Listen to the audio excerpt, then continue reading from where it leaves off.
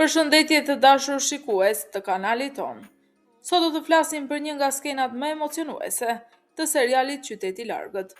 Një skenë që ndryshon komplet rrjedhjen e ngjarjeve dhe zbulon sekrete që kanë qenë të fshehura prej shumë kohësh. Gjithçka nis kur Meryem fillon të kuptojë se Sadakati ka nisur të dyshojë për një të vërtetë të madhe.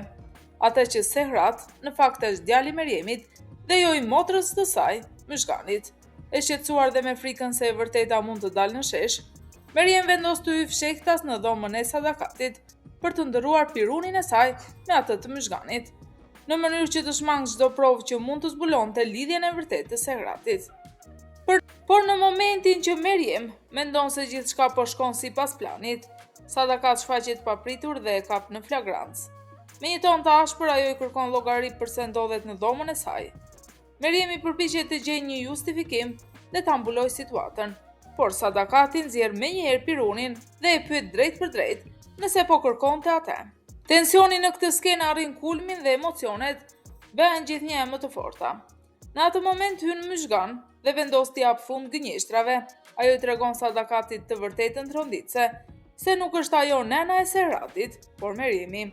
Pasi sekreti zbulohet, Meryem nuk ka më forcë të mohojë dhe nis të rrëfejë gjithçka.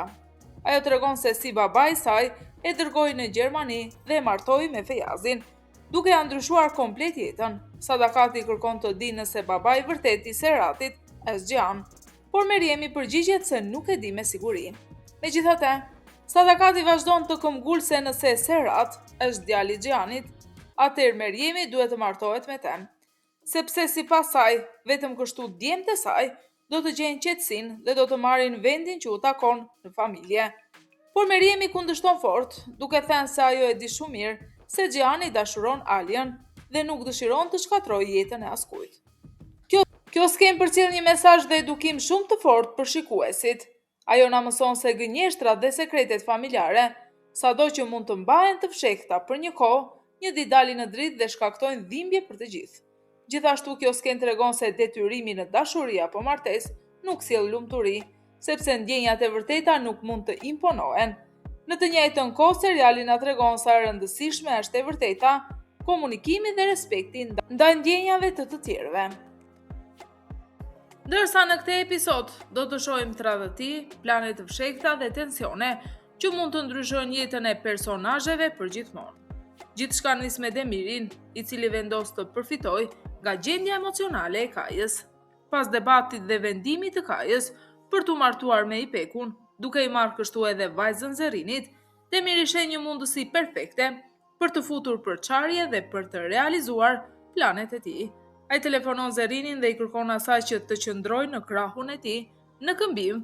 Demiri premton se do ta ndihmojë të largohet bashkë me vajzën në një vend ku Kaja nuk mund t'i gjejë kurrë.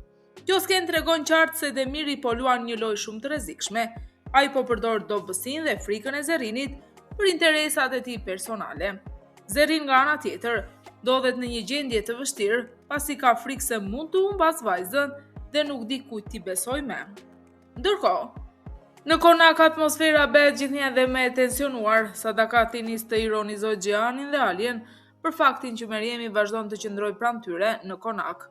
Me fjalët dhe nën kuptimet e saj, ajo përpiqet të ngjallë dyshimin dhe tension mes tyre. Por Gjani, i bindur në dashurinë e tij për Alien, i thot Sadakatit se shumë shpejt do të organizojë një dasëm madhështore për Alien. Një dasëm sipas tij do të mbetet gjatë në kujtesën e popullit të Mardinit. Megjithatë, Sadakati, duke folur me vete, tregon se si ajo e di mirë që kjo dasëm nuk do të realizohet kurrë. Arsyeja është sekreti i madh që Meryemi fsheh prej kohësh. Sadakati beson se në momentin që Gjan të zbulojë të vërtetën se Serhat është djali i tij, gjithçka do të ndryshojë dhe asgjë nuk do të mbetet si më parë. Kjo pjesë e serialit jep disa mesazhe dhe edukime shumë të rëndësishme.